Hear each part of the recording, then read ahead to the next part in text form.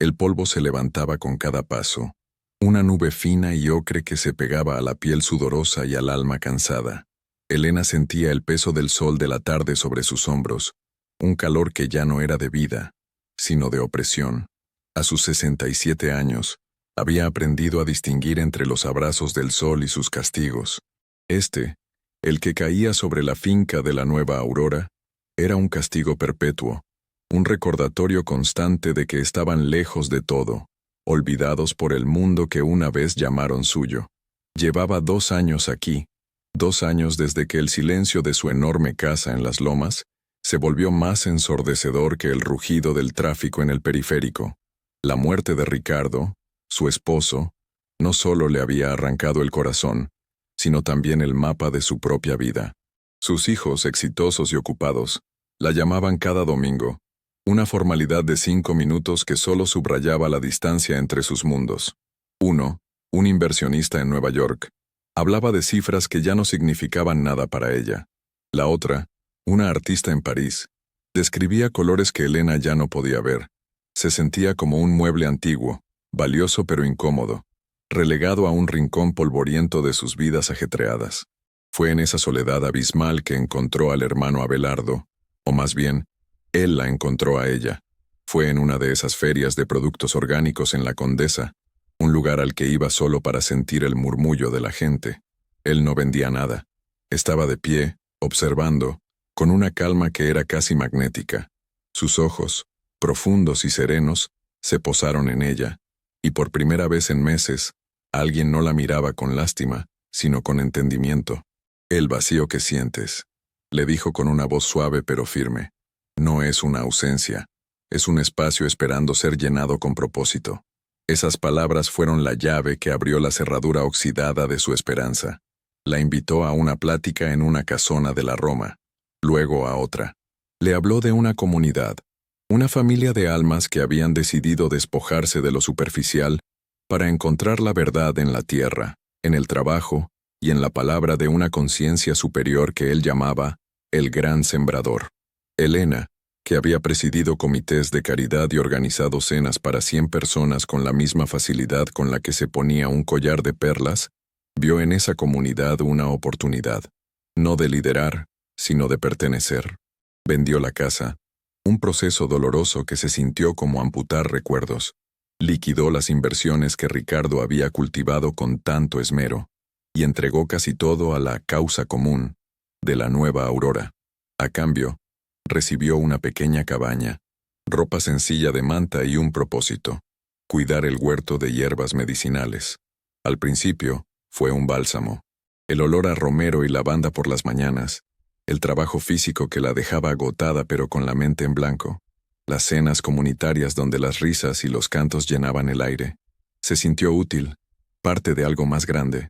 Hermano Abelardo era el centro de todo, un sol alrededor del cual orbitaban todos.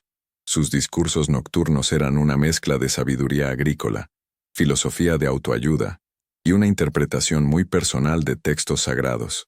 Hablaba de pureza, de limpiar el alma de las toxinas del mundo moderno, de la codicia, la envidia y el egoísmo, y todos asentían, hipnotizados por su carisma, pero con el tiempo, la serenidad empezó a mostrar sus grietas. La familia tenía reglas estrictas. El contacto con el exterior estaba prohibido, supuestamente para no contaminarse. Las cartas eran leídas por Abelardo antes de ser entregadas, y las llamadas telefónicas eran un privilegio raro, supervisado. Empezó a notar el miedo en los ojos de algunos, la forma en que evitaban la mirada de Abelardo cuando no cumplían una meta de producción. Vio cómo las sonrisas se volvían forzadas, cómo el canto en las cenas se sentía más como una obligación que como una celebración. Y luego estaba la doctrina del cerdo. Una vez al año, en el solsticio de verano, la comunidad debía purificarse. Abelardo enseñaba que la impureza del grupo, las dudas, las mentiras, los resentimientos, se acumulaban y se encarnaban en uno de ellos. Esa persona se convertía en el cerdo, un chivo expiatorio que debía cargar con los pecados de todos. La ceremonia de purificación era el evento más importante del año, un ritual del que se hablaba en susurros temerosos. Nadie sabía cómo se elegía al cerdo, solo que la decisión venía de una revelación directa que recibía el hermano Abelardo. Esta tarde, mientras arrancaba la hierbabuena, Elena sintió un escalofrío a pesar del calor. Faltaban 3 días para el solsticio. La tensión en la finca era palpable, una electricidad estática que erizaba la piel. Las conversaciones eran breves. Los ojos de la gente se movían con nerviosismo. Todos se esforzaban por parecer más devotos, más trabajadores, más puros. Era una competencia silenciosa y desesperada por no ser el elegido. Recordó su vida anterior, una vida de certezas. Recordó una tarde en un restaurante en Polanco con Ricardo, celebrando su aniversario. Él le había regalado un brazalete de Cartier, y ella se había reído, diciéndole que era demasiado extravagante. «Nada es demasiado para ti, mi vida», le había respondido él con esa sonrisa que la hacía sentir el centro del universo. Ahora, con las manos cubiertas de tierra y el corazón encogido de una ansiedad sin nombre, ese recuerdo se sentía como una película de una vida ajena. ¿Cómo había llegado hasta aquí? ¿Cómo había cambiado los brindis con champaña por este miedo sordo y colectivo? La respuesta era simple y dolorosa. Estaba sola, y la soledad, se dio cuenta, era el campo más fértil para los sembradores de falsas esperanzas. La campana de la cena sonó, su tañido metálico rompiendo el zumbido de los insectos. Elena se levantó, sacudiéndose la tierra de la falda. Caminó hacia el gran comedor comunal, un granero reconvertido con largas mesas de madera. Mientras se unía a la fila para recibir su plato de lentejas y arroz, vio a la joven Lucía. Tendría unos 19 años, con unos ojos grandes y asustados que parecían demasiado viejos para su rostro. Había llegado hace unos meses, traída por sus padres, unos fervientes seguidores de Abelardo que creían que la vida rebelde de su hija en la ciudad necesitaba ser enderezada. Lucía apenas hablaba. Se movía como una sombra por la finca, siempre con la cabeza gacha. Elena sentía una punzada de compasión por ella, una necesidad de protegerla que no había sentido desde que sus propios hijos eran pequeños. Se sentó frente a ella, pero la chica no levantó la vista de su plato. La cena transcurrió en un silencio tenso, roto solo por el ruido de las cucharas contra los platos de barro. Todos esperaban, sabían lo que venía. Cuando el último plato fue retirado, el hermano Abelardo se puso de pie. Era un hombre alto, corpulento, con una barba canosa que le daba un aire de profeta del Antiguo Testamento. Sus ojos recorrieron lentamente cada rostro en la sala, y el silencio se hizo aún más profundo. El aire se espesó, pesado con el miedo no expresado de 50 almas. Elena sintió su propio pulso martilleando en sus sienes. «Por favor, que no sea la niña», rogó en silencio. «Por favor». Abelardo sonrió, una sonrisa que no llegaba a sus ojos fríos. Y entonces, con esa voz que una vez le había parecido un refugio, pronunció las palabras que todos temían. «Hermanos, he recibido la guía del gran sembrador. La cosecha ha sido buena, pero la maleza crece en la sombra. El espíritu impuro ha encontrado un nido entre nosotros». Hizo una pausa dramática, dejando que el terror marinara en el corazón de su rebaño. «Esta noche», continuó, su voz bajando a un susurro ominoso que llegó a cada rincón del granero, «el cerdo camina entre nosotros». Su mirada se detuvo, y un dedo índice grueso y calloso se levantó y apuntó directamente a través de la mesa. Apuntaba a Lucía. La chica dejó escapar un sollozo ahogado, un sonido patético que fue absorbido por el silencio sepulcral. Nadie se movió. Nadie dijo nada. Nadie se atrevió a huir. Y en ese instante, Elena supo que el bálsamo se había convertido en veneno, y que su refugio era, en realidad, una jaula. El propósito que había venido a buscar se materializó de repente, pero no era el que esperaba. Su nuevo propósito era salvar a esa niña, o morir en el intento. La planificación, esa habilidad que había perfeccionado organizando eventos de alta sociedad, tendría que ser usada ahora para orquestar la rebelión más importante de su vida. El llanto de Lucía era un hilo delgado de sonido en la noche, casi imperceptible desde la cabaña de Elena, pero ella podía sentirlo vibrar en sus huesos. Después del anuncio de Abelardo, 2 de los hombres más corpulentos de la comunidad, a quienes todos llamaban los guardianes, habían escoltado a la chica a la cabaña de reflexión, un pequeño cobertizo de adobe aislado del resto de las viviendas. Allí permanecería hasta la ceremonia del solsticio en ayuno y oración, para preparar el recipiente para la purga. Era una sentencia de muerte social, y a menudo, casi física. Elena recordaba al cerdo del año pasado, un hombre llamado Ismael que había cuestionado la distribución de los fondos de la comunidad. Después de la ceremonia, que consistía en una humillación pública, donde todos debían confesar sus pecados y atribuírselos a él, Ismael se convirtió en un paria. Se le asignaron las tareas más degradantes. Se le prohibió hablar, a menos que se le dirigiera la palabra, y su ración de comida fue reducida a la mitad. A los 2 meses, decidió abandonar la comunidad por su propia voluntad. Según Abelardo, nadie lo volvió a ver. La idea de que Lucía sufriera ese destino, o uno peor, era una espina de hielo en el pecho de Elena.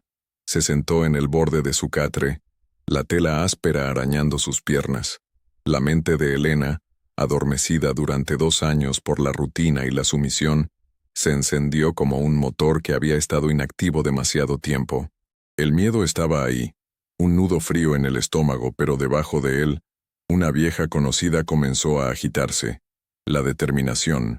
Esta no era la presidenta del comité de beneficencia. Era la mujer que había navegado la burocracia de un hospital en Houston para conseguirle a Ricardo un tratamiento experimental, la que había lidiado con abogados y contadores para asegurar el futuro de sus hijos, la que había construido una vida desde los cimientos. Había olvidado quién era. Abelardo se lo había hecho olvidar, pero el llanto de esa niña se lo estaba recordando. No se trata de fuerza, Elena, solía decirle Ricardo cuando ella se enfrentaba a un desafío que parecía insuperable. Se trata de estrategia. Piensa en el tablero completo, no solo en la siguiente jugada. El tablero. ¿Cuál era el tablero aquí? La finca era un sistema cerrado, un microcosmos gobernado por un solo hombre. Abelardo no era un simple charlatán, era un maestro de la psicología humana. Entendía el poder del aislamiento, la dependencia y el miedo colectivo. Para desmantelar su control, no podía enfrentarlo directamente. Eso sería un suicidio. Necesitaba encontrar una grieta en el muro, una palanca. Y para eso, necesitaba aliados. Pero, ¿en quién podía confiar? La mayoría de los residentes estaban demasiado aterrorizados o demasiado adoctrinados. Mirar a los ojos equivocados, decir la palabra incorrecta, y sería ella la que terminaría en la cabaña de reflexión. Su mente comenzó a catalogar a los miembros de la comunidad, evaluando sus gestos, sus miradas, sus silencios. Estaba Marta, una mujer de su edad, cuya devoción por Abelardo rayaba en el fanatismo. Descartada. Estaban los padres de Lucía, ciegos y sordos en su fe, inútiles. Y luego estaba Javier. Javier era un ex ingeniero de unos 40 y tantos años. Había llegado a la finca después de un divorcio contencioso y un colapso profesional. Se había unido buscando paz, pero en sus ojos Elena veía una inteligencia inquieta, un escepticismo que luchaba por no ser extinguido. A menudo, durante los discursos de Abelardo, Elena notaba cómo la mandíbula de Javier se tensaba, cómo su mirada se desviaba hacia el suelo, no por reverencia, sino por contención. Él era un riesgo, pero podría ser su única esperanza. Mañana, en el campo de maíz, buscaría la oportunidad de hablar con él, lejos de oídos curiosos. El plan comenzó a tomar forma en su cabeza, no como un torrente, sino como un goteo lento y cuidadoso. Primero, establecer contacto con Javier. Segundo, evaluar la posibilidad de una alianza. Tercero, encontrar una manera de llegar a Lucía. Cuarto, y el más difícil, idear una ruta de escape. La finca estaba rodeada por kilómetros de terreno árido. Solo había un camino de entrada y salida, vigilado día y noche por uno de los guardianes en una pequeña caseta. Y solo había un vehículo funcional, la vieja camioneta Ford de Abelardo, cuyas llaves él guardaba como si fueran las joyas de la corona. Escapar a pie era casi imposible, especialmente con una chica debilitada por el ayuno. Recordó una conversación con Ricardo sobre inversiones de alto riesgo. Él le había explicado la importancia de una estrategia de salida, Nunca entres en algo, ya sea un negocio o una inversión, sin saber exactamente cómo y cuándo vas a salir. La esperanza no es una estrategia. ¿Cuánta razón tenía? Ella había entrado en la nueva Aurora llevada por la esperanza, sin pensar en una salida. Ahora, tendría que construir una desde cero, con los recursos más escasos, confianza y tiempo. La noche se hizo más profunda. El llanto de Lucía se había extinguido, reemplazado por el canto de los grillos. Elena se acostó, pero no para dormir. Cerró los ojos y comenzó a visualizar. Visualizó los senderos de la finca, la ubicación de las cabañas, los horarios de las guardias. Reconstruyó el mapa del lugar en su mente, un mapa que nunca antes se había molestado en aprender. Dibujó líneas, calculó distancias, imaginó escenarios. Era un ejercicio de concentración, una forma de canalizar el miedo en acción. Se sintió como si estuviera despertando de un largo sueño. La mujer que había llegado a la finca buscando que le dijeran qué hacer, estaba desapareciendo. En su lugar, estaba resurgiendo la mujer que siempre había sabido qué hacer. Se acordó del pesado bolso Louis Vuitton que solía llevar. Era un desastre por dentro, lleno de recibos, llaves, una agenda repleta de obligaciones, pero ella siempre encontraba exactamente lo que necesitaba en un instante. Su vida era así, un caos organizado que ella controlaba. Aquí, su vida era simple, ordenada, pero controlada por otro. Era hora de recuperar el control. La primera luz del alba se filtró por la pequeña ventana de su cabaña. Elena no había dormido, pero no se sentía cansada. Se sentía viva y terriblemente asustada. El día del juicio para Lucía se acercaba, y el reloj había comenzado a correr. El sol de la mañana proyectaba largas sombras a través de los surcos del maizal. El aire era fresco, pero Elena sentía el sudor frío en su nuca. El plan de acercarse a Javier era delicado como una cirugía. Un movimiento en falso, una palabra mal interpretada, y todo se vendría abajo.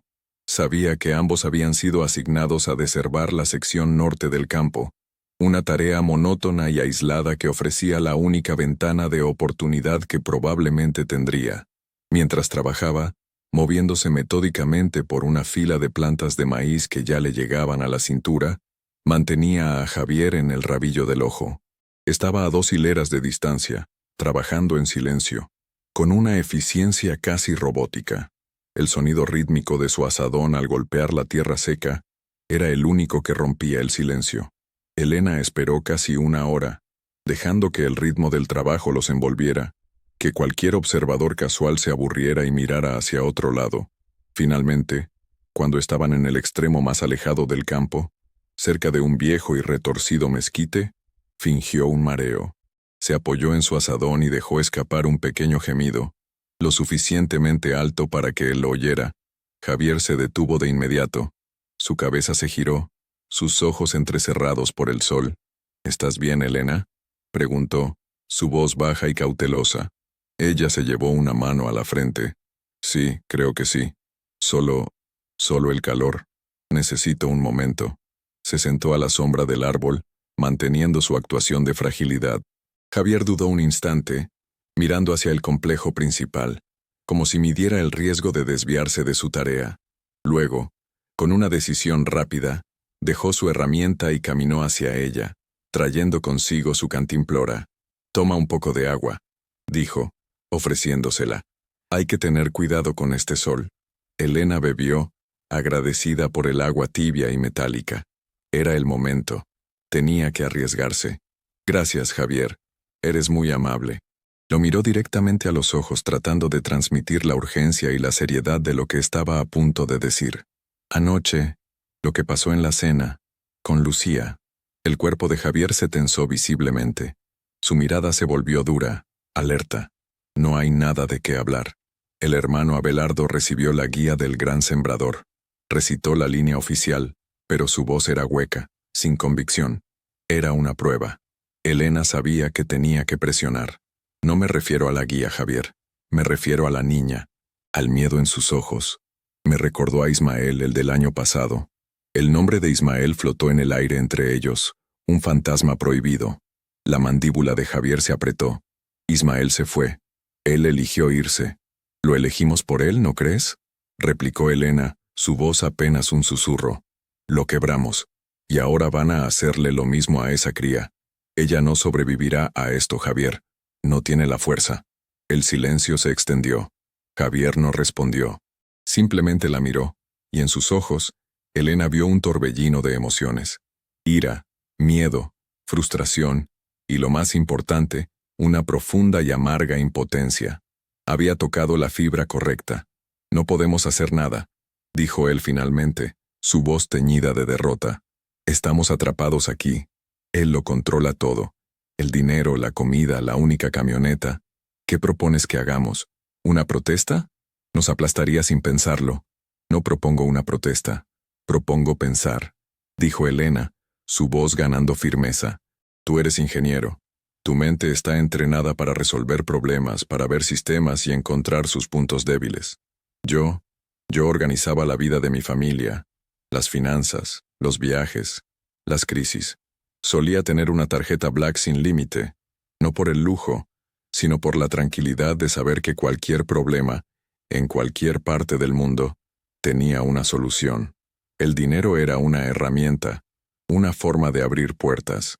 Ahora no tenemos esa herramienta, pero tenemos nuestras mentes. Y eso, Abelardo no puede controlarlo, a menos que se lo permitamos. La mención de su vida pasada, de esa tarjeta que representaba un poder y una libertad tan lejanos, no era por alardear, era para recordarle a él y a sí misma que no siempre habían sido prisioneros, que poseían habilidades y experiencias del mundo exterior que eran valiosas. Javier se pasó una mano por el cabello, un gesto de pura frustración. ¿Y cuál es el punto débil, Elena? ¿Lo ves? No sé todavía, admitió ella, pero sé dónde empezar a buscar. Necesitamos información. ¿Cómo funciona la guardia nocturna? ¿Cuándo duerme Abelardo? ¿Dónde guarda exactamente las llaves de la camioneta? ¿Hay alguna otra forma de salir de aquí que no sea el camino principal? Las preguntas cayeron en el aire, concretas, prácticas. No eran las divagaciones de una soñadora, sino el comienzo de un plan de acción. Javier la miró de una manera nueva, con un destello de respeto, y tal vez, una chispa de esperanza. Las llaves, dijo en voz baja casi para sí mismo, las lleva siempre consigo durante el día. Por la noche, las cuelga en un clavo junto a su cama. Su cabaña es la que está más cerca del pozo. La guardia de la entrada cambia cada 6 horas. El turno de la madrugada de 2 a 6 lo hace un viejo llamado Samuel, que se la pasa dormido la mitad del tiempo. La información era oro. Elena sintió una oleada de adrenalina. Bien, eso es un comienzo. Se puso de pie cuidadosamente como si todavía estuviera mareada. Debemos tener cuidado. No podemos volver a hablar así, no a menos que sea absolutamente seguro. Javier asintió, su rostro una máscara de neutralidad una vez más. Ten cuidado, Elena. Abelardo ve cosas que nadie más ve, o eso dice. Volvió a su hilera de maíz, y el ritmo del trabajo se reanudó. Pero algo había cambiado. El silencio entre ellos ya no era de aislamiento, sino de conspiración. Se había forjado una alianza, frágil y peligrosa, pero era el primer eslabón de una cadena que esperaban los llevara a la libertad. Mientras arrancaba otra mala hierba, Elena pensó en la ironía de la situación. Toda su vida había cultivado jardines ornamentales, flores hermosas pero inútiles. Ahora en este campo de maíz que representaba su encarcelamiento, estaba plantando la semilla más importante de todas, la semilla de la rebelión. La tarea que tenía por delante era aterradora, pero por primera vez en 2 años no se sentía sola, y eso le daba una fuerza que el sol abrasador no podía arrebatarle. Los 2 días siguientes fueron una tortura de paciencia y observación.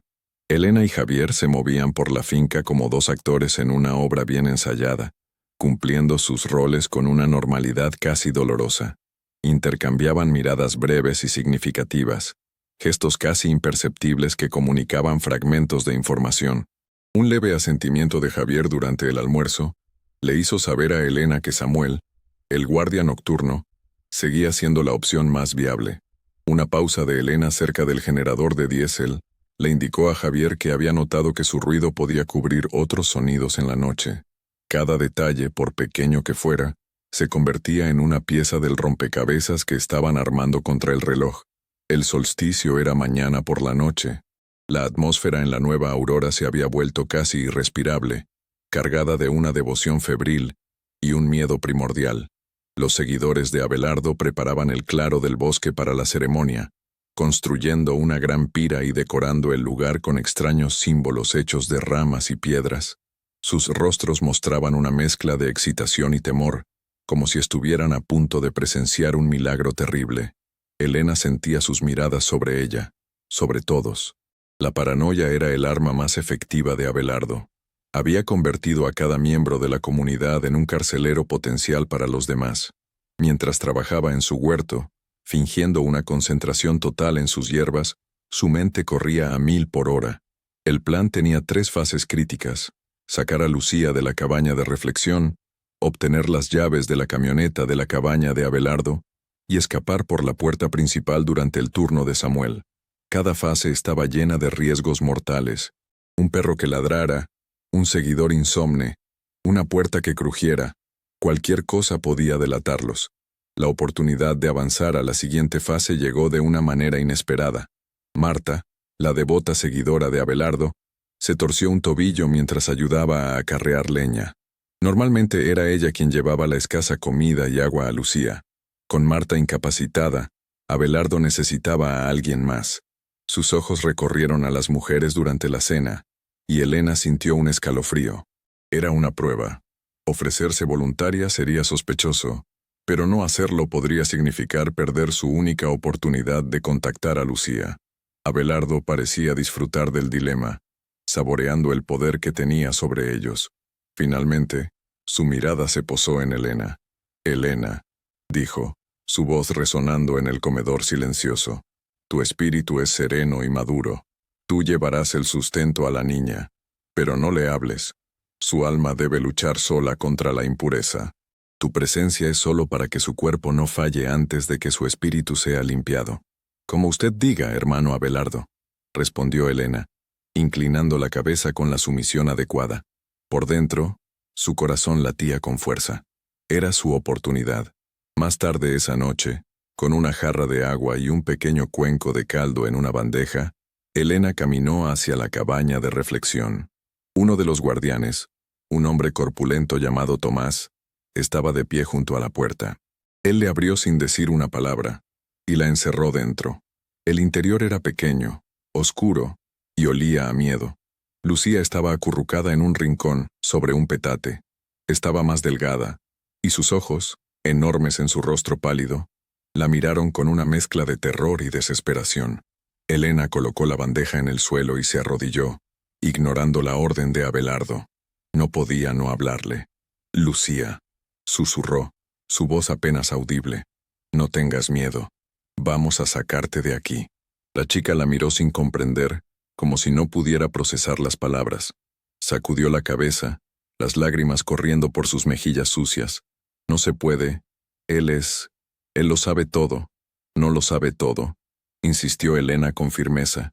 «Es solo un hombre cruel que se alimenta de tu miedo. Escúchame, Lucía. Mañana por la noche durante la ceremonia vendremos por ti. Necesito que estés lista. No hagas ruido. No grites. Confía en mí». Le tomó la mano. Estaba helada. «Mi esposo, antes de que yo viniera aquí, me llevó a un viaje a Beverly Hills. Nos alojamos en un hotel tan lujoso que las sábanas parecían de seda. Recuerdo sentirme fuera de lugar, como si no perteneciera a ese mundo de opulencia. Pero él me dijo algo que nunca olvidé. No importa dónde estés, Elena. Lo único que importa es quién eres. Nunca dejes que un lugar te defina o te haga sentir pequeña». Apretó la mano de la chica. «Este lugar no te define, Lucía. No eres el cerdo. Eres una joven fuerte, y vas a salir de aquí y tendrás una vida. ¿Me entiendes?» La historia, tan fuera de lugar en ese sucio cobertizo, pareció tener un efecto. Un atisbo de algo, quizás no esperanza, pero sí conciencia, brilló en los ojos de Lucía. Asintió débilmente. «Bien», dijo Elena. Se levantó y golpeó la puerta. «No toques el caldo. Bebe toda el agua que puedas. Necesitarás fuerzas». Tomás le abrió la puerta y la miró con sospecha. Elena mantuvo su rostro sereno, impasible. Mientras se alejaba, sintió la mirada de Tomás en su espalda. Sabía que la había observado a través de una rendija en la puerta. ¿Habría oído algo? No podía permitirse dudar ahora. Al pasar cerca de los campos de cultivo, vio a Javier. Él estaba revisando un sistema de riego cerca del camino que llevaba a la cabaña de Abelardo. Con un gesto casual, se agachó y dejó caer una pequeña piedra pintada de blanco en el cruce de dos senderos. Era la señal. El plan seguía en marcha. La noche de mañana sería la noche del solsticio, la noche de la purificación, la noche en que intentarían lo imposible. Elena regresó a su cabaña, su mente un torbellino de detalles logísticos y miedo paralizante. Se sentó en su catre y respiró hondo, tratando de calmar el temblor de sus manos. Recordó las palabras de Ricardo sobre la estrategia.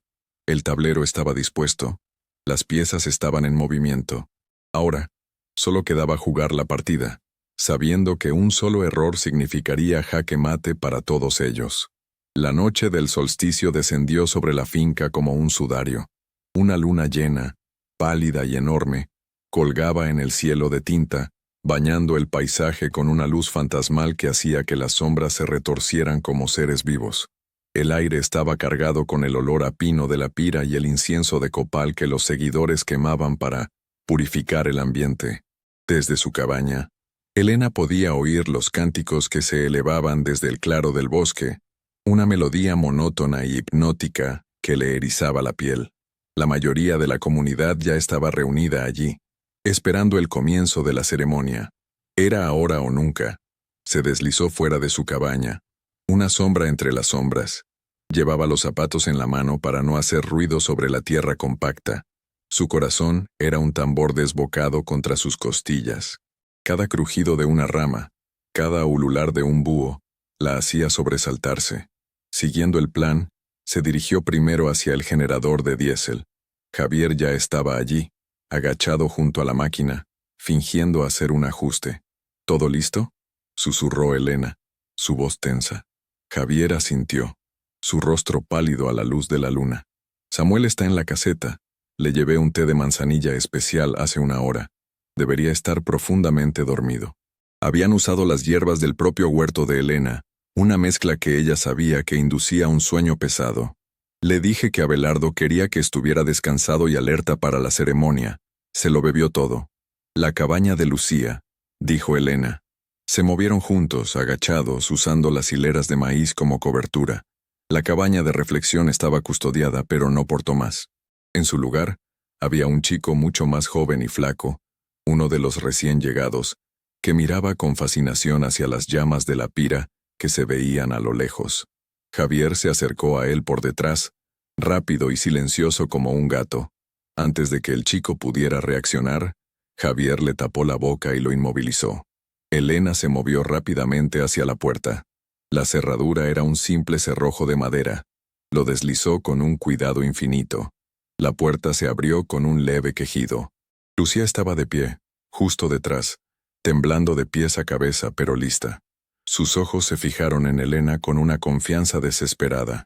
«Vamos», susurró Elena, tomándola del brazo. Mientras tanto, Javier había atado y amordazado al joven guardia con tiras de tela que había traído. Lo arrastraron detrás de unos arbustos fuera de la vista. «No le haremos daño», dijo Javier en voz baja a Lucía, que miraba con los ojos muy abiertos. «Solo necesitamos tiempo». Ahora venía la parte más peligrosa. La cabaña de Abelardo estaba peligrosamente cerca del claro donde se celebraba la ceremonia. Los cánticos eran más fuertes ahora, y podían oír la voz de Abelardo comenzando su sermón. Eso era bueno. Significaba que toda la atención estaba centrada en él. Llegaron a la parte trasera de la cabaña del líder. Javier sacó una pequeña navaja. «La ventana del baño es la única sin barrotes», susurró. Trabajó en el marco de madera, tratando de hacer palanca. Elena vigilaba, su cuerpo tenso como una cuerda de violín. Podían oír la voz de Abelardo, sus palabras resonando en la noche. «Y el cerdo es el recipiente de nuestra debilidad, de nuestra duda. Al purgar al cerdo, nos purgamos a nosotros mismos. Al expulsarlo nos hacemos más fuertes, más puros». El corazón de Elena se heló. Estaba hablando de Lucía, humillándola frente a todos mientras ellos intentaban salvarla. Finalmente, con un pequeño crujido, la ventana cedió. Javier, siendo más delgado, se deslizó adentro. Elena esperó, conteniendo la respiración. Fueron los segundos más largos de su vida. Podía imaginar a Javier moviéndose en la oscuridad, buscando a tientas el clavo junto a la cama. ¿Y si Abelardo había cambiado de lugar las llaves? ¿Y si no estaban allí? La ventana se abrió de nuevo y la mano de Javier apareció, haciendo brillar las llaves a la luz de la luna. Un suspiro de alivio se escapó de los labios de Elena. Javier salió y se unieron a Lucía, que se había mantenido oculta. Corrieron, agachados y rápidos, hacia donde estaba estacionada la vieja camioneta Ford, al otro lado del comedor. El vehículo parecía una bestia dormida bajo la luna. Javier se deslizó en el asiento del conductor, y Elena ayudó a Lucía a subir al de pasajeros antes de subir ella misma. El corazón de Elena martilleaba. El sonido del motor al arrancar sería como un disparo en la noche silenciosa. Javier miró a Elena. ¿Lista? Ella asintió, su garganta demasiado seca para hablar. Giró la llave. El motor tosió, farfulló, y luego, milagrosamente, cobró vida con un rugido ronco. Por un instante, todo pareció congelarse. Los cánticos en el bosque se detuvieron abruptamente. Hubo un grito de sorpresa, luego otro. ¡Vámonos!, gritó Elena. Javier pisó el acelerador. La camioneta se sacudió y avanzó a toda velocidad por el camino de tierra hacia la puerta principal. Las luces de la camioneta cortaron la oscuridad, iluminando la caseta de guardia. Vieron a Samuel, desplomado sobre su pequeña mesa, profundamente dormido. Javier no redujo la velocidad. Rompieron la barrera de madera de la puerta con un estrépito, haciéndola añicos. Estaban fuera. Detrás de ellos, la finca era un caos. Figuras humanas corrían desde el bosque, blandiendo antorchas. Sus gritos de ira y confusión eran llevados por el viento. En el espejo retrovisor, Elena vio una figura alta y corpulenta de pie en el centro de todo, observándolos. Abelardo. Incluso a esa distancia, sintió la furia que emanaba de él. Javier conducía como un loco por el camino lleno de baches, alejándolos de ese infierno. Lucía, sentada entre ellos, sollozaba en silencio, no de miedo, sino de alivio. Elena la rodeó con un brazo, atrayéndola hacia ella. Miró la oscuridad que se abría ante ellos, el camino hacia una libertad incierta pero real. Habían logrado salir, habían desafiado al profeta y habían escapado de su jaula. Pero Elena sabía que esto no había terminado. La bestia había sido herida, y una bestia herida era lo más peligroso que existía. La verdadera lucha, la lucha por la justicia y por recuperar sus vidas, apenas comenzaba. El viaje en la camioneta fue una carrera borrosa y desesperada a través de la noche. Javier conducía con una concentración feroz, sus nudillos blancos en el volante, sus ojos fijos en el serpenteante camino de tierra que parecía no tener fin. Elena sostenía a Lucía, quien finalmente se había quedado dormida por el agotamiento emocional y físico, su cabeza apoyada en el regazo de Elena. Cada kilómetro que los alejaba de la finca de la Nueva Aurora era una pequeña victoria, un respiro en la asfixiante atmósfera de miedo que habían soportado durante tanto tiempo. Pero la libertad no era un interruptor que se encendía. Era un proceso, y el suyo estaba manchado por el terror que dejaban atrás. No hablaron durante casi una hora. El único sonido era el traqueteo del viejo motor Ford y el silbido del viento a través de una ventana rota. Finalmente, cuando el camino de tierra se encontró con el asfalto de una carretera secundaria, Javier detuvo la camioneta bajo la sombra de unos árboles. Apagó el motor, y el silencio repentino fue casi ensordecedor. ¿Qué hacemos ahora?, preguntó Javier, su voz ronca. Miró a Elena, y por primera vez, ella vio la magnitud del peso que cargaba. No era solo alivio en sus ojos, sino también una profunda incertidumbre. Elena respiró hondo, tratando de ordenar sus pensamientos. La estratega en ella, la mujer que había estado latente, tomó el control. Primero, necesitamos alejarnos lo más posible. No sabemos si tiene contactos fuera de la finca, si podría denunciar el robo de la camioneta. Tenemos que llegar a una ciudad grande antes del amanecer. Ciudad de México está demasiado lejos. ¿Qué hay más cerca? Javier pensó por un momento. Querétaro. Está a unas 3 o 4 horas. Es lo suficientemente grande como para que podamos desaparecer por un tiempo. Bien, vamos a Querétaro, decidió Elena. Necesitamos dinero. Yo no tengo nada. Lo di todo. Una punzada de amargo arrepentimiento la atravesó. Recordó la facilidad con la que había firmado los documentos, transfiriendo el patrimonio de toda una vida a un hombre que resultó ser un monstruo. Todo en nombre de un propósito que era una mentira. Yo tampoco tengo mucho, dijo Javier, metiendo la mano en el bolsillo de su pantalón. Sacó un fajo de billetes arrugados. Guardé esto, unos 2,000 pesos. Lo escondí por si acaso. Nunca confié en él del todo. Era una suma miserable, pero en ese momento se sintió como una fortuna. Nos servirá para gasolina y algo de comida, dijo Elena. Cuando lleguemos a Querétaro, mi primera llamada será a mi hijo a Nueva York. Le explicaré la situación. Sé que al principio no me creerá, pensará que perdí la cabeza, pero es mi hijo. Me ayudará. La idea de hablar con su hijo, de tener que admitir la magnitud de su error, era humillante.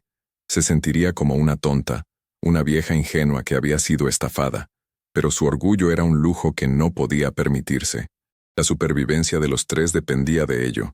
Mientras Javier volvía a poner en marcha la camioneta, ahora en el suave asfalto de la carretera, Elena observaba a Lucía dormir. El rostro de la chica, relajado en el sueño, había perdido algo de la tensión y el miedo. Parecía una niña otra vez. ¿Qué sería de ella? Sus padres seguían en la finca, devotos de Abelardo. No tenía a dónde ir. En ese momento, Elena tomó una decisión. Esta chica ya no era solo una víctima que había rescatado. Era una responsabilidad.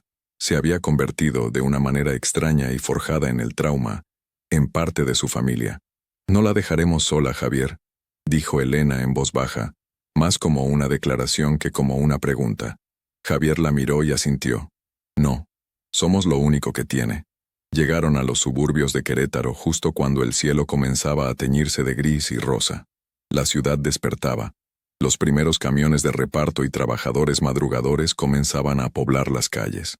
La normalidad de la escena era casi surrealista. Ver gente caminando libremente, entrando a tiendas, conduciendo sus propios autos, era como mirar un mundo que habían olvidado que existía. Encontraron un pequeño hotel de paso, pagaron 2 noches en efectivo, y llevaron a una Lucía todavía somnolienta a una habitación limpia pero impersonal. Mientras Lucía se duchaba, Elena usó el teléfono de la habitación. Marcó el número de su hijo, su corazón latiendo con una mezcla de esperanza y pavor. Sonó varias veces, y justo cuando pensaba que saltaría el buzón de voz, él contestó, su voz somnolienta y confundida por la diferencia horaria. «Mamá, ¿estás bien? ¿Qué hora es?» Y entonces, Elena habló. Las palabras salieron a borbotones. Una confesión torpe y dolorosa de los últimos 2 años. Le habló de la finca, de Abelardo, del control, de la ceremonia, del rescate de Lucía. Su hijo guardó silencio al otro lado de la línea. Un silencio tan largo que Elena temió que le hubiera colgado. «Mamá», dijo finalmente, y su voz estaba llena de una emoción que Elena no pudo descifrar. «¿Estás diciendo que te uniste a una secta y que acabas de escapar?» «Sí», respondió Elena, sintiendo una oleada de vergüenza. «Sé cómo suena». «No, no», la interrumpió él. «Suena aterrador. Mamá, ¿estás a salvo ahora?» Y en esa simple pregunta, en el genuino temor de su voz, Elena sintió que el abismo que los había separado comenzaba a cerrarse. Le explicó dónde estaban. «No te muevas de ahí. Voy a hacer algunas llamadas. Te transferiré dinero. Buscaré a los mejores abogados. Y voy a tomar el primer vuelo a México. No estás sola en esto, mamá». Ya no. Cuando colgó el teléfono, Elena se dio cuenta de que estaba llorando. Eran las primeras lágrimas que derramaba desde que todo había comenzado. Lágrimas no de miedo ni de tristeza, sino de un alivio abrumador. El camino por delante sería largo y difícil. Tendrían que enfrentarse a Abelardo, no con la fuerza física, sino con la ley. Tendrían que testificar, revivir el trauma, luchar para que se hiciera justicia no solo por ellos, sino por todos los que quedaron atrás, atrapados en la red de mentiras del falso profeta. Tendrían que reconstruir sus vidas desde las cenizas. Pero por primera vez Elena sintió una certeza inquebrantable. Ya no era una víctima a la deriva, era una sobreviviente. Y junto a Javier y Lucía, había formado una nueva familia, una unida no por la sangre, sino por la lealtad y el coraje. Miró a Javier, que le ofreció una pequeña y cansada sonrisa de apoyo. Miró a Lucía, que salió del baño envuelta en una toalla, con el rostro limpio y una nueva luz en los ojos. Sabía que, sin importar lo que viniera, lo enfrentarían juntos. La noche había terminado. Un nuevo amanecer, esta vez real y lleno de promesas, estaba comenzando. El proceso legal fue más lento y complicado de lo que Elena había imaginado. Su hijo, fiel a su palabra, llegó a Querétaro en menos de 24 horas. No hubo reproches, solo un abrazo largo y silencioso que lo dijo todo. Contrató a un equipo de abogados de la Ciudad de México, hombres y mujeres serios y competentes, que escucharon su historia con gravedad. El primer obstáculo fue la credibilidad. Al principio, las autoridades locales veían el caso como una disputa interna en una comuna agrícola. La palabra secta les parecía sacada de una película. No fue hasta que Javier, con su mente de ingeniero, proporcionó detalles específicos sobre las transacciones financieras, el desvío de los donativos a cuentas personales de Abelardo y el trabajo forzado no remunerado, que comenzaron a tomarlo en serio. Elena, por su parte, se convirtió en la voz del tormento psicológico. Describió con una elocuencia dolorosa el método de Abelardo para despojar a las personas de su identidad, su confianza y su voluntad. Habló del aislamiento, de la manipulación, de la cultura del miedo, y habló de Lucía. El testimonio de la propia Lucía, aunque tembloroso y lleno de pausas, fue devastador. Contó cómo sus propios padres la habían entregado, cómo la habían hecho sentir sucia, malvada, merecedora del castigo. Su historia de terror adolescente en un mundo que se suponía debía ser de paz y espiritualidad fue el catalizador que finalmente impulsó a las autoridades a actuar. La redada en la finca de la Nueva Aurora se llevó a cabo una semana después.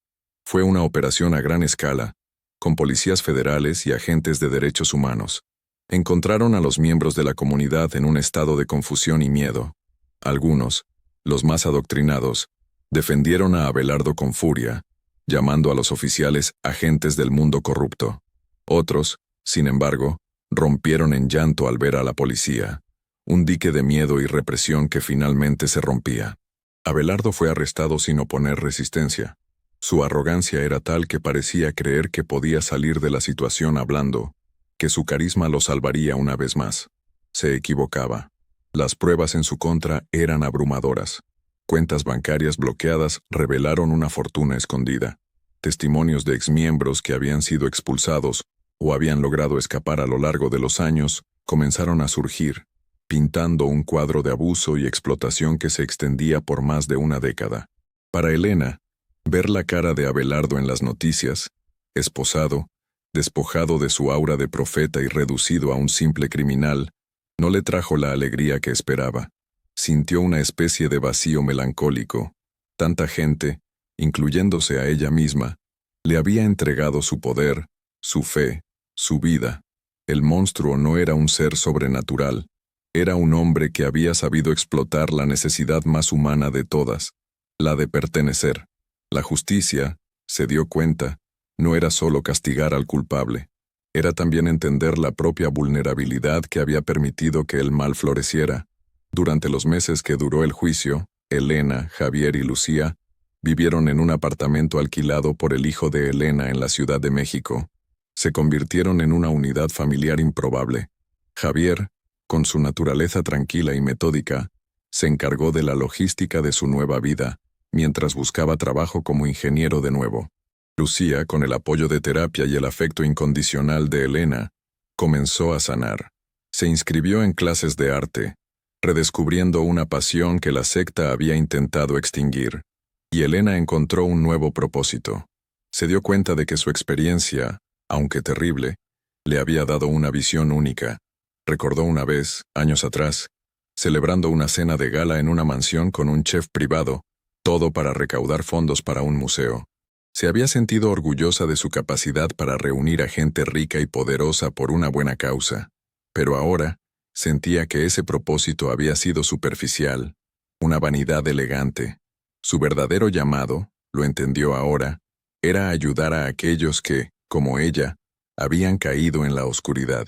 Comenzó a trabajar como voluntaria en una línea de ayuda para familias afectadas por grupos coercitivos. Su voz tranquila, su empatía nacida del dolor compartido, era un bálsamo para las almas desesperadas que llamaban. No ofrecía soluciones fáciles, sino algo mucho más valioso, la certeza de que no estaban solos y de que la recuperación era posible. El día del veredicto, los tres se sentaron juntos en la sala del tribunal. Cuando el juez declaró a Abelardo culpable de múltiples cargos, incluyendo trata de personas, fraude y abuso psicológico, y lo sentenció a décadas de prisión, una ola de silencio y luego de sollozos de alivio recorrió la sala. Elena no lloró, simplemente tomó la mano de Lucía por un lado y la de Javier por el otro. Se miraron, y en esa mirada compartida estaba el reconocimiento de todo lo que habían pasado y todo lo que habían superado. Más tarde esa noche, en su apartamento, Elena miró por la ventana las luces de la ciudad que se extendían hasta el horizonte.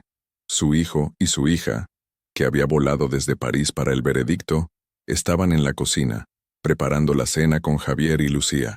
Las risas llenaban el aire. Su familia se había recompuesto, no como era antes, sino de una forma nueva, más fuerte y más consciente. Había perdido su fortuna, su casa, 2 años de su vida, pero había ganado algo mucho más profundo. Se había encontrado a sí misma. Había redescubierto la fuerza que siempre había poseído, la capacidad de planificar, de luchar, de proteger. Había aprendido que el verdadero propósito no se encuentra en un líder carismático o en una comunidad aislada, sino dentro de uno mismo, en la capacidad de conectar, de amar y de luchar por lo que es justo. El cerdo ya no caminaba entre ellos. Había sido desenmascarado y encerrado. Y ellos, los que habían sobrevivido a su sombra, finalmente eran libres para caminar bajo la luz. Los años pasaron. La vida, como un río persistente, encontró su nuevo cauce. Javier reconstruyó su carrera y encontró el amor de nuevo, pero nunca perdió el contacto. Se llamaban cada 2 semanas, una amistad forjada en el fuego que el tiempo no podía erosionar. Lucía se convirtió en una talentosa pintora. Sus obras, a menudo oscuras pero siempre vibrantes de emoción, contaban historias de supervivencia y resiliencia. Consideraba a Elena no como una salvadora, sino como la madre que su corazón había elegido. La propia Elena nunca volvió a la vida de lujo que había conocido. Vivía de forma modesta, en un pequeño apartamento lleno de luz y plantas. Su relación con sus hijos floreció, basada ahora en un respeto y una honestidad que antes no existían. El dinero que le devolvieron después del juicio, una fracción de lo que había perdido, lo usó para crear una pequeña fundación, un refugio para ayudar a otros a escapar y a recuperarse de situaciones como la que ella vivió. A veces, por la noche, los recuerdos volvían. El olor a tierra húmeda, la tensión en las cenas, la voz de Abelardo, pero ya no la atormentaban. Eran cicatrices, recordatorios no de la herida, sino de su capacidad para sanar. Había aprendido que la fortaleza no es la ausencia de miedo, sino la decisión de actuar a pesar de él. Había entendido que la sabiduría no viene de la edad, sino de la atención que se presta a las lecciones de la vida, tanto las dulces como las amargas. Una tarde, mientras regaba sus geranios en el balcón, Lucía la llamó. «Elena, estoy en una galería en Coyoacán. Acaban de vender mi cuadro más grande, el que pinté sobre la noche que escapamos». Lo llamó «La promesa del amanecer». La voz de la joven estaba llena de una alegría que a Elena le llenó el alma. «Van a celebrar con una cena elegante, en una de esas casonas antiguas. ¿Vienes conmigo? Quiero que estés ahí. Quiero brindar contigo». Elena sonrió. «Claro que sí, mi vida. Pero esta vez, brindamos por nuestro propio esfuerzo, no por la caridad de nadie». Se vistió para la ocasión, no con las marcas de diseñador de antes, sino con un vestido sencillo y elegante que la hacía sentir cómoda en su propia piel.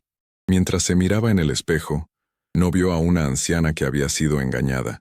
Vio a una mujer que había caído en un abismo y había encontrado la forma de construir una escalera para salir, y luego había dejado esa escalera para que otros pudieran usarla. Vio a una guerrera, y supo con una paz profunda y serena que esa era la única identidad que importaba. La vida le había quitado todo para enseñarle lo que era verdaderamente valioso: la lealtad, la familia, el coraje y la inquebrantable capacidad del espíritu humano para encontrar la luz, incluso en la más profunda de las oscuridades. Gracias por llegar hasta el final de esta reflexión. Si estás leyendo esto, quiero que sepas que no estás solo. Ahora, te invito a un momento de calma. Voy a compartir una oración.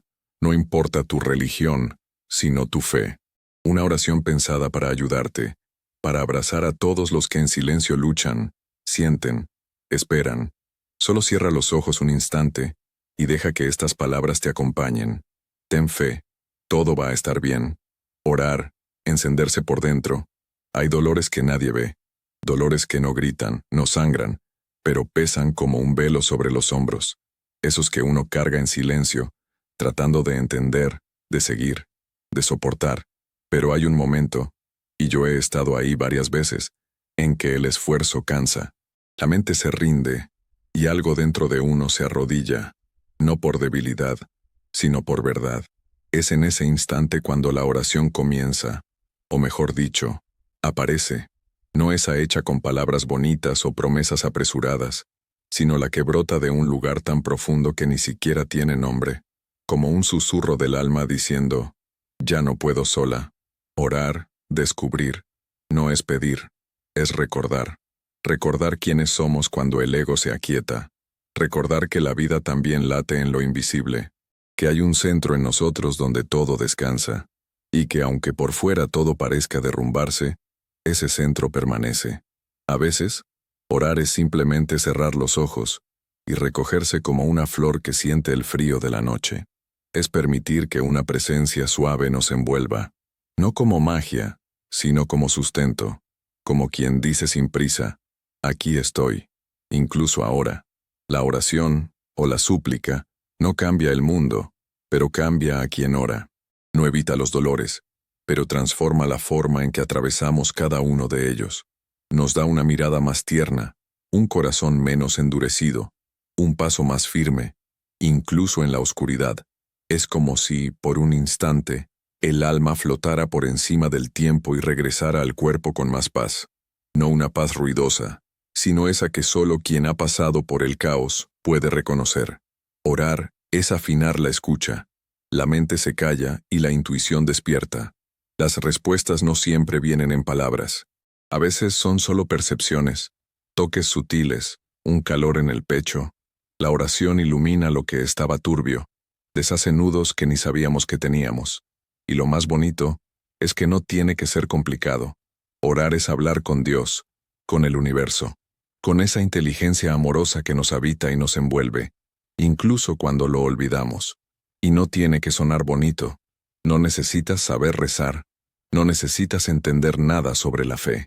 Puede ser un desahogo en la ducha, una lágrima en la almohada, una frase susurrada antes de dormir: cuídame. Puede ser incluso el silencio, cuando el dolor es tan profundo que no salen palabras. Dios entiende todo eso. El universo escucha lo que el corazón no sabe decir. No hay una forma correcta.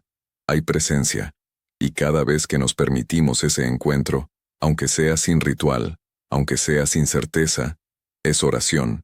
Es tan simple, tan al alcance. Orar es solo recordar que no estamos solos. Y entonces, un día, sin darnos cuenta, nos volvemos oración. La forma de caminar, de tocar, de callar, todo empieza a vibrar distinto. Ni siquiera hace falta decir nada. Solo estar ahí ya es oración viva. Y hasta en los días en que no logramos orar, y sí, hay días así, el alma sigue orando por nosotros. El espíritu no olvida de dónde viene. Al final, orar es eso, encenderse por dentro, y dejar que esa luz nos guíe, incluso cuando no sabemos el camino. Gracias por acompañarme en esta historia y en esta reflexión final. Si te ha gustado, por favor, Déjame un comentario y sigue el canal para no perderte las próximas. Me encantaría saber qué te pareció y también recibir tus ideas y sugerencias para futuras historias. ¿Qué temas te gustaría que exploráramos juntos? Y cuéntame, ¿desde qué ciudad o país me estás leyendo? Me llena de alegría saber hasta dónde llegan estas palabras. Como un pequeño gesto de agradecimiento por tu tiempo y tu apoyo, he dejado un par de recetas de tés relajantes y unos postres deliciosos sin azúcar fijados en el primer comentario. Es una pequeña forma de cuidar el cuerpo, así como estas historias buscan cuidar el alma.